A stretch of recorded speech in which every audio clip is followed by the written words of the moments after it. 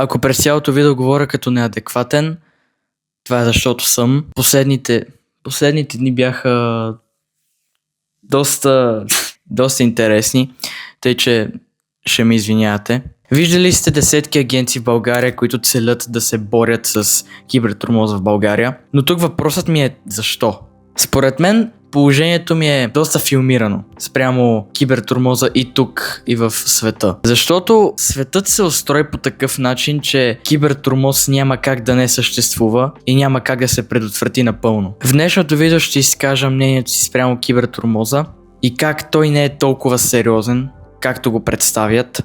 Не е нещо толкова сериозно и опасно, особено ако си в социалните мрежи години наред. Първият път, в който съм бил подлаган на кибертурмоз, защото не мога баш да го нарека кибертурмоз, беше когато бях на 9 и имах YouTube канал. YouTube правя от 9 годишен и естествено, че първите години бяха зле, като качвах произволни простоти, които всяко лапе качва. И тогава алгоритъмът ме срещна с моя първи хейтър, който ми беше коментирал под едно видео, че имам тумор на мозъка. И съответно той почна да прави видеа, които ми реагира и аз много се изкефих на това. Исках той да продължава да го прави, въпреки че в едно видео му се заканвах как ще го убия, ама това е друга тема. И въпреки че ме баваше, аз харесвах това той да прави контент на мой гръб с реакции. Той видимо разбираше, че аз съм на 9 и помня, че беше направил едно видео, в което каза, че повече няма се занимава с мене, защото все пак бях на 9, нали? Нямах критично мислене, нямах нищо такова. И след като направи още 3 видеа, с мен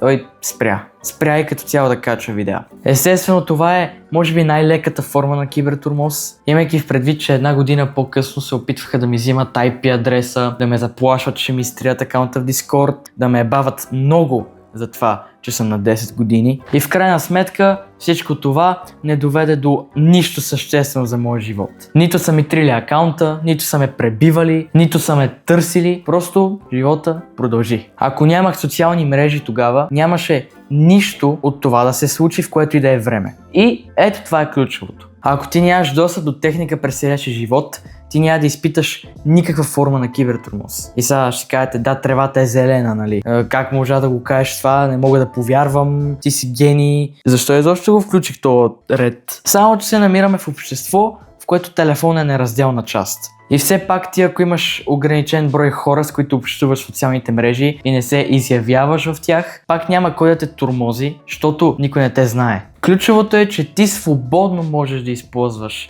социални мрежи, без да се вкарваш в групи с хора, които не познаваш и ще си в безопасност.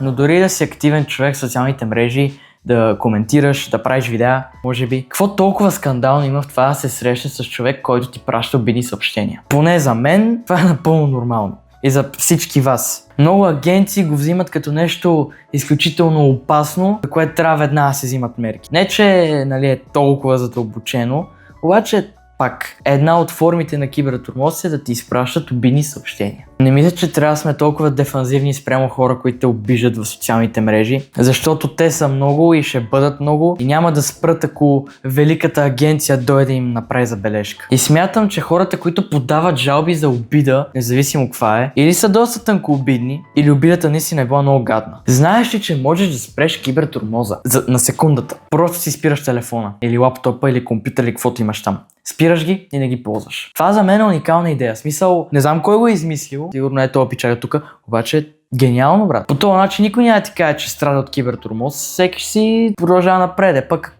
ако го турмозят физически, вече подробности. Ако сме били достатъчно време в социалните мрежи, мисля, че ни е ясно, че мога да попаднем на грешната аудитория от завиждачи, от комплексари, от психично болни и така нататък. Защото всеки в интернет е свободен да си направи профил и да се изразява по такъв интересен начин. И това да поемаш инициатива за прекратяване на кибертурмоза, като да караш тири да попадаш на задънена улица. Това е и като всяко престъпление в света, което е известно. Почти невъзможни са за премахване. Винаги ще има 5, които искат да го правят това. Нали, добре е да има за по-тежки престъпления, обаче кибертурмоза ще си го има за винаги. Аре сега. А слонгас имаме интернет, просто няма как да не се срещнеш с хейтър, с нашите хейтъри, за които всички реват, защото дайте да ревем, че сме много обидени от това. Ако го погледнем от другата страна, някои форми на кибертурмоз наистина изискват особено внимание. Неща като доксингът са доста неприятни. Това се разпространява лична информация на човек в социалните мрежи изобщо не е добре. Защото както всички хора казват, кой знае какви луди има. И това е така. И кой знае за какви неща може да се използва твоята лична информация. В дълбините на интернет се продават личните карти на случайни хора. И още по-лошото е, че и твоята може да е там. Тъй, че вместо да смятаме обиди и говорене на простоти в интернет за кибертурмоз, който само за тънкообидни хора се счита за турмоз, защото всеки в интернет вече е научен да се украсява със самочувствие, което той няма. Нека да погледнем